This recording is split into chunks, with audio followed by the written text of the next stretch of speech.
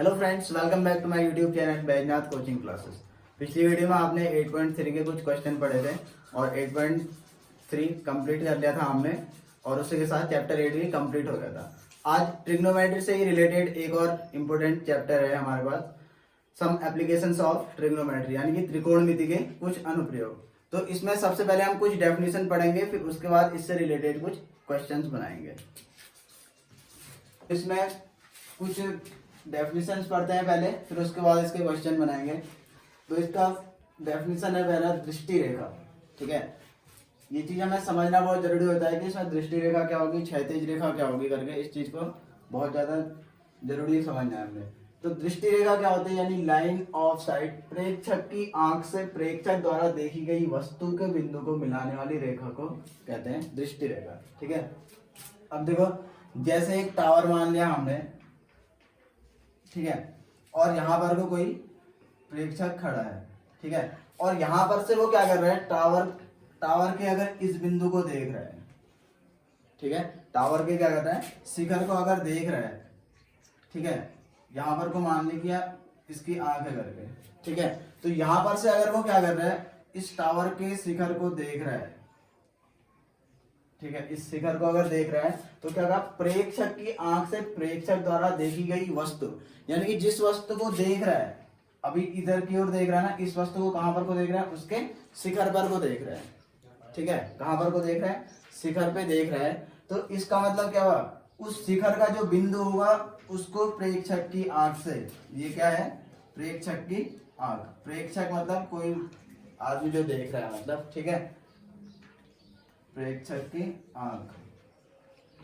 तो प्रेक्षक की आंख को किससे मिलाने वाला, जिस वस्तु को वो देखता है उस वस्तु के बिंदु को मिलाने वाला जो ये रेखाखंड होता है, या जो ये रेखा होती है, इसको हम क्या बोलते हैं, दृष्टि रेखा कहते हैं। क्या कहते हैं, दृष्टि रेखा। ठीक है, आई बात समझ में। और प्रेक्षक की आंख से जमीन के समांतर जो लाइन जाती है उसको कहते हैं हम क्षैतिज रेखा। क्या कहते हैं, ये वाली जो लाइन होगी इसे हम क्या कहेंगे, क्षैतिज रेखा।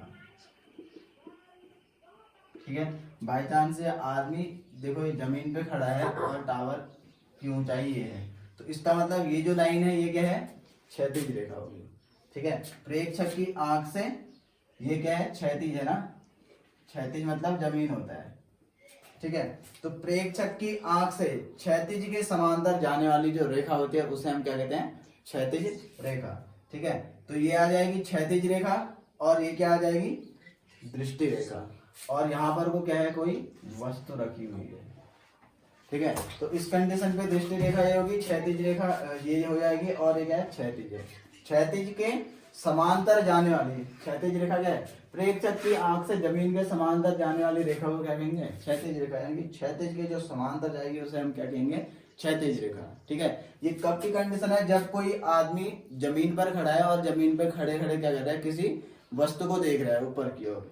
ठीक है, तो तब की कंडीशन है, वस्तु को देख रहा है, यानी कि किसी, ये समझ सकते हैं कि जैसे कोई पोल होता है, पोल के ऊपर अगर कोई बल्ब लगा है तो उसको अगर देख रहा है तो उस वस्तु का जो बिंदु मान लिया हमने, उसको मिलाने वाली जो रेखा है उसको कह दिया हमने दृष्टि रेखा। आई बात समझ में। तो जिस कंडीशन पे हम खड़े हैं, जैसे अगर मैं क्या कर रहा हूँ, किसी पोल की ओर देख रहा हूँ, इसका मतलब क्या हुआ, पोल के शिखर को देख रहा हूँ, तो पोल के शिखर को जो मिलाने वाली रेखा होगी, मेरी आंखों से जो मिलाने वाली रेखा होगी उसे हम क्या कहेंगे, दृष्टि रेखा कहेंगे। ठीक है, और क्षैतिज रेखा मतलब इस जमीन के समांतर मेरी आंख से जाने वाली जो रेखा हो जाएगी, इसे हम क्या कहेंगे, क्षैतिज रेखा कहेंगे। आई बात समझ में। तो दृष्टि रेखा क्या होगा, जिस वस्तु को प्रेक्षक देख रहा है उसको मिलाने वाली जो रेखा हो जाएगी उसको कहेंगे हम दृष्टि रेखा। ठीक है, तो ये तो तब की कंडीशन है जब क्षैतिज के ऊपर की ओर वस्तु होती है, यानी कि जमीन के ऊपर की ओर।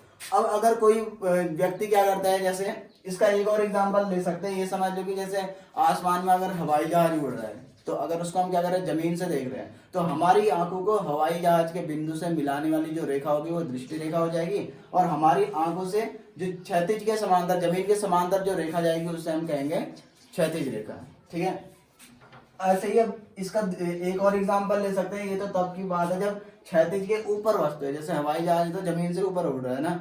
अब अगर हम क्या देखें कि किसी बहुमंजिला क्या कहते हैं, इमारत की छत से देख रहे हैं अगर, ठीक है, या फिर किसी भी मकान के छत से अगर हम क्या कर रहे हैं, रोड पर चलती हुई गाड़ी को देख रहे हैं, ठीक है, तो उस कंडीशन पे क्या हो जा रहा है, हमारी आंख ऊपर होगी जमीन से, है ना, और वस्तु कहाँ आ रही है, क्षैतिज पर आ रही है, ठीक है। तो इस कंडीशन को ऐसे भी समझा जा सकता है, यानी कि प्रेक्षक क्या कर रहा है, अगर किसी जमीन पर चलती हुई रेखा को देख रहा है, या रेखा नहीं सॉरी गाड़ी को देख रहा है मतलब, ठीक है, यहाँ पर वो क्या है, कोई वस्तु है, ठीक है, ये हमने वस्तु मान ली। तो इस वस्तु के बिंदु को प्रेक्षक की आंख से जो मिलाने वाली रेखा होगी, इसे हम क्या कहेंगे, उस कंडीशन पे दृष्टि रेखा कहेंगे। आई बात समझ में? तो चाहे जमीन से ऊपर की ओर देखे या ऊपर से जमीन की ओर देखे, ठीक है, या फिर हम ये भी समझ सकते हैं कि जमीन पर अगर कोई चींटी चल रही है, हम उसको देख रहे हैं, तो इसका मतलब क्या है, चींटी को हमारी आंख से मिलाने वाली जो रेखा होगी उसे हम क्या कहेंगे, दृष्टि रेखा कहेंगे। दृष्टि रेखा मतलब जो आंख से देखी जाएगी। आई बात समझ में? तो इस कंडीशन पे क्या हो जाएगा, ये दृष्टि रेखा हो जाएगी, ठीक है, ये प्रेक्षक की आंख है।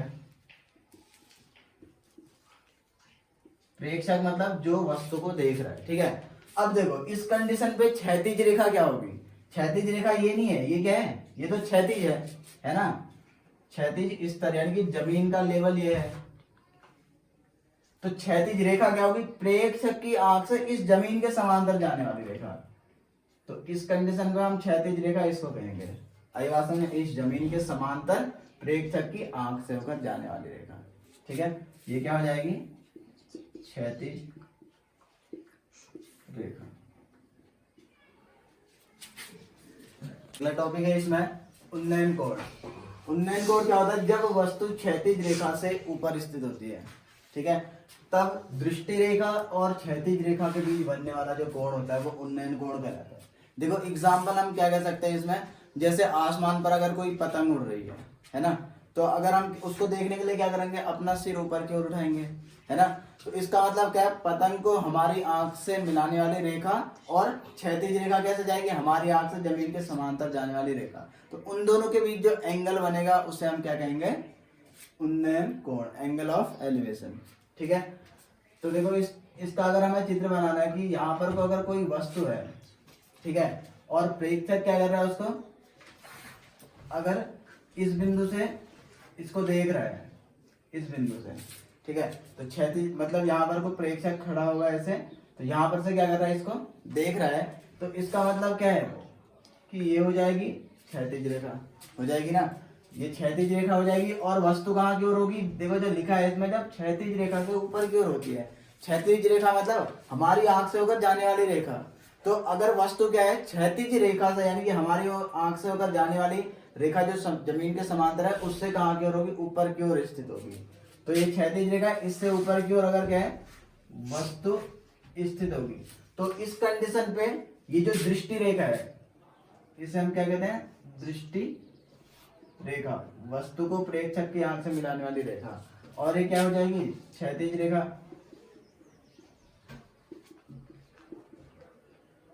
तो इन दोनों के बीच जो बनने वाला एंगल होगा, इसे हम क्या कहेंगे, उन्नयन कोण कहेंगे। क्या कहेंगे, उन्नयन कोण, ठीक है, एंगल ऑफ एलिवेशन। तो यहाँ पर कोई ये क्या है, वस्तु स्थित होगी, कोई जैसे, या फिर हम ये समझ सकते हैं कि अगर आसमान में हवाई जहाज उड़ रहा है, तो क्या हो जाएगा, हवाई जहाज को हमारी आंख से मिलाने वाली रेखा और जमीन के समांतर जाने वाली रेखा, ठीक है। ये बाई चांस हवाई जहाज मान लिया, यहाँ पर को क्या है, आंख से यहाँ पर से हम क्या कर रहे हैं, इसको देख रहे हैं, तो क्या हो जाएगा, इस हवाई जहाज को हमारी आंख से मिलाने वाली रेखा यानी कि ये दृष्टि रेखा और जमीन के समांतर जाने वाली रेखा यानी क्षैतिज रेखा के बीच में जो ये कोण बनेगा, इसे हम क्या कहेंगे, उन्नयन कोण।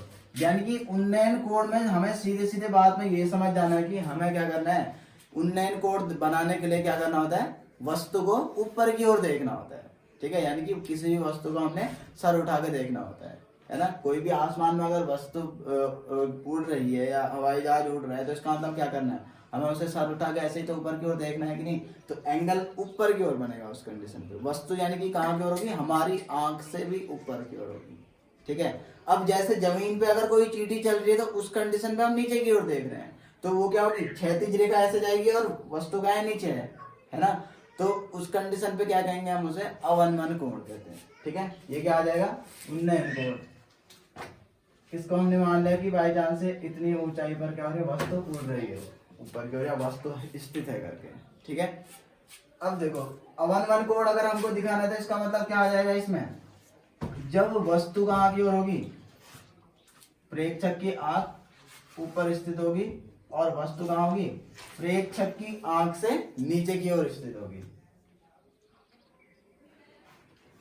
प्रेक्षक की आंख भी कह सकते हैं, या क्षैतिज रेखा से कहाँ की ओर होगी, इस नीचे की ओर स्थित होगी। तो यहाँ पर कोई क्षैतिज रेखा क्या है, देखो आंख यहाँ पर है ना, तो इसका मतलब इसके समांतर जो जाने वाली रेखा होगी इसे हम क्या कहेंगे, क्षैतिज रेखा।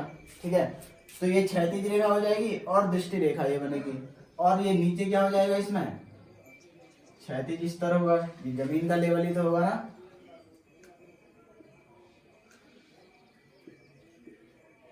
ठीक है, और ये क्या होगी, क्षैतिज रेखा। ठीक है, तो जब वस्तु कहां पर की ओर होगी, प्रेक्षक की आंख से नीचे की ओर स्थित होगी। ठीक है, या फिर क्षैतिज रेखा से नीचे स्थित होगी, तो उस कंडीशन पे क्या होगा, क्षैतिज रेखा और किसको, दृष्टि रेखा के बीच जो बनने वाला एंगल होगा इसे हम क्या कहेंगे, अवनमन कोण कहेंगे।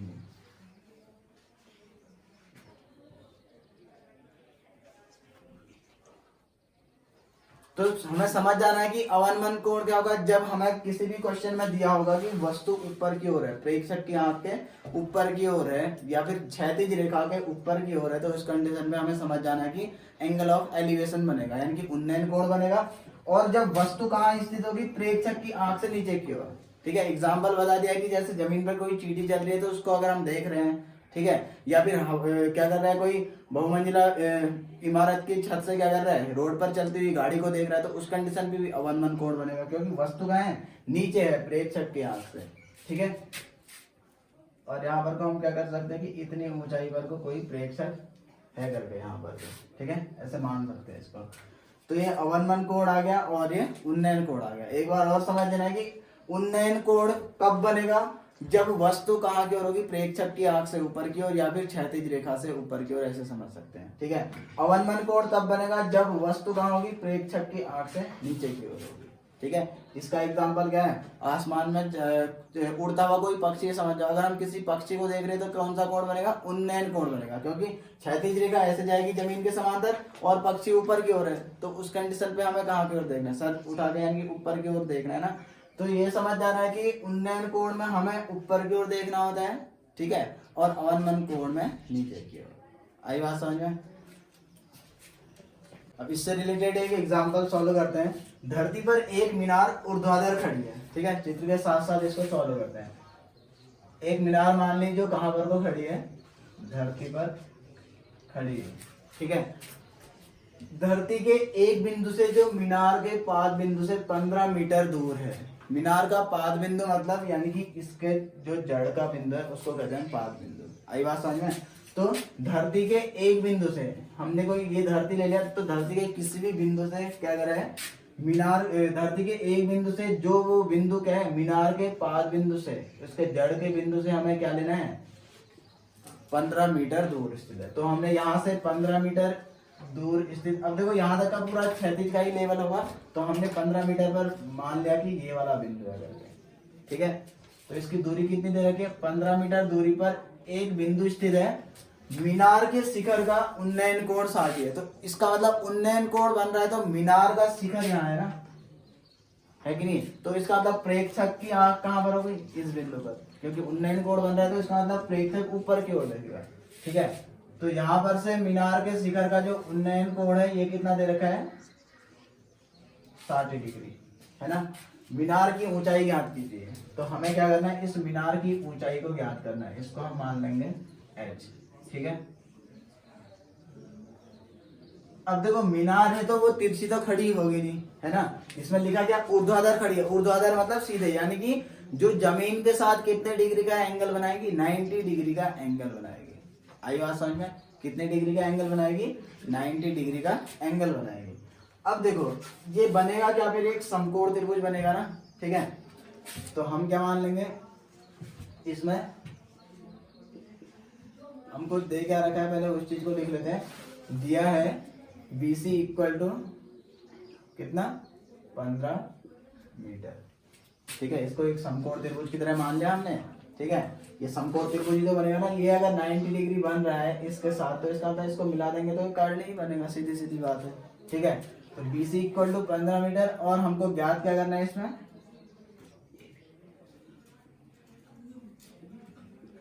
यानी कि इसकी ऊंचाई h या AB, यही तो ज्ञात करना है ना। अब देखो फिर इसमें हमें ज्यादा कुछ नहीं करना है, एक शॉर्ट ट्रिक अप्लाई करनी है बस। ठीक है, फॉर्मूला बताया था आप लोगों को LAL K। ठीक है, लाल कका यानी कि लाला आम लाया खाते खाते आया, ये वाला फॉर्मूला बताया था। तो इसमें हम क्या मान लेते हैं, लंब बट्टे कर्ण जो होता है वो साइन आता है, ये कॉस, ये टेन, और यहाँ टेन के ही नीचे कॉट, यहाँ पर वो सेक और ये कोसेक। बस इस चीज को हमें अप्लाई करना है इसमें। ठीक है, अब देखो इसमें हमें दे क्या रखा है, आधार दे रखा है। क्या दे रखा है, आधार, और एंगल दे रखा है ना। साथ ही साथ हमें क्या दे रखा है, आधार कैसे कहा हमने इसको, क्योंकि ये एंगल है तो एंगल के सामने वाली भुजा क्या हो जाएगी, लंब। क्या मानेंगे उसको, लंब मानेंगे ना। तो इस एंगल के लिए ये क्या हो जाएगा, आधार हो जाएगा, क्योंकि इसके साथ टच में यही तो है। तो ये लंब है और ये क्या है, आधार है ना। तो आधार दे रखा है, लंब हमको ज्ञात करना है। तो कैसे ज्ञात करेंगे, हमें ऐसा रिलेशन लेना है कि जो आधार और ऐसा ट्रिग्नोमेट्री रेशियो लेना है जो आधार और लंब में रिलेशन बताता हो। तो क्या बता रहा है, लंब और आधार में रिलेशन, या तो टेन बता रहा है, कॉड बता रहा है। तो टेन या कॉड में से किसी को भी हम ले सकते हैं। आई बात समझ में। तो ये क्या आ जाएगा फिर, 10 60 इक्वल टू 10 60, एंगल कितना बना, 60 बन रहा है ना। तो टेन थीटा बराबर, या तो कॉड भी ले सकते हैं, उसमें कोई दिक्कत नहीं है। ठीक है, तो टेन थीटा बराबर कितना होता है, लंब बट्टे आधार, यानी कि कितना आ जाएगा, AB बट्टे BC आ जाएगा ना। तो बस हमें एक इस चीज को याद कर लेना है इस चैप्टर में, और क्या करने हैं, जो ट्रिग्नोमेट्री वैल्यूज हैं, साइन कॉस टेन, बस तीन की वैल्यू याद कर लेंगे हमें, बस हो गया। क्योंकि बाकी सब इनके अपोजिट होता है ना। साइन 60 अगर हमें पता है तो कॉस 60 कॉसेक 60 निकालना है तो क्या करेंगे, साइन 60 का अपोजिट यानी कि उसका उल्टा कर देंगे, पलट देंगे उस चीज को, है ना। तो बस इसमें या तो क्या करेंगे, 10 और 10 के लिए क्या अप्लाई होगा, लंब बट्टे आधार, अगर कॉड अप्लाई करना है तो आधार बट्टे लंब। ठीक है, तो दोनों में से कोई भी रिलेशन निकाल सकते हैं। अगर कॉड अप्लाई करेंगे तो अभी हम क्या लिखते हैं इसको, आधार बट्टे लंब, यानी कि 15 बट्टे h लिखते हैं इसको, यानी कि BC बट्टे AB लिखते हैं। ठीक है, अब हमने 10 अप्लाई किया तो h/15 हो जाएगा। आई बात समझ में। तो इसमें से कोई भी रिलेशन हम लगा सकते हैं। अब हमने साइन अप्लाई क्यों नहीं किया, देखो साइन इसलिए अप्लाई नहीं किया क्योंकि साइन किसके लिए होता है, लंब और कर्ण के लिए होता है ना। अब दोनों के दोनों अननोन चीजें हैं, तो कैसे ज्ञात करेंगे, हमें इस चीज को ज्ञात करना है ना। तो ज्ञात कैसे करेंगे, एक चीज दी होगी जब तभी तो ज्ञात करेंगे। अभी इस साइन लगा देते तो क्या हो जाता, AB बट्टे AC हो जाता है ना। फिर वैल्यू कैसे ज्ञात करते, साइन 60 तो चलो पता है हमको √3/2 होता है, लेकिन दोनों के दोनों क्या होते हैं, हो जाते हैं अज्ञात चीजें हो जाती हैं। फिर कैसे ज्ञात करते हैं, तो इसको अप्लाई किया तो देखो यहाँ से ज्ञात हो जाएगा। 10 60 का मान निकालना है तो 10 60 का मान कितना होता है, √3। ठीक है, इक्वल टू AB/BC। ठीक है, तो AB का मान कितना है, h/BC 15। तो देखो h का मान यहाँ से इजीली निकल सकता है ना, कितना आ जाएगा, h इक्वल टू कितना आ जाएगा, यहाँ क्रॉस मल्टीप्लाई कर देंगे तो 15 इंटू √3। ठीक है, तो इतना क्या आ जाएगा, मीटर इसकी दूरी आ जाएगी। ठीक है, तो हमने साइन क्यों अप्लाई नहीं किया, देखो अगर हम अभी साइन 60 अप्लाई करते हैं यहाँ पर को, तो क्या बन जाता है, लंब बट्टे कर्ण, यानी कि h/AC आ जाता। तो दोनों की दोनों चीजें अननोन है, कैसे ज्ञात करते हैं, ज्ञात नहीं हो पाता ना ये चीज। ठीक है, तब हमने क्या किया, हमें वही रिलेशन अप्लाई करना है जिसमें एक चीज दे रखी है, दूसरी चीज याद करनी है। तो आधार दिया था, लंब याद करना था, तो इसका मतलब लंब और आधार के बीच कौन सा रेशियो अप्लाई होता है, वो होता है 10 या cos। बस इस चीज को हमने अप्लाई कर देना है इसमें। ठीक है, अगर आप लोगों को ये वीडियो पसंद आए तो वीडियो को लाइक करें, कमेंट करें और शेयर करें, साथ ही साथ चैनल को सब्सक्राइब करें।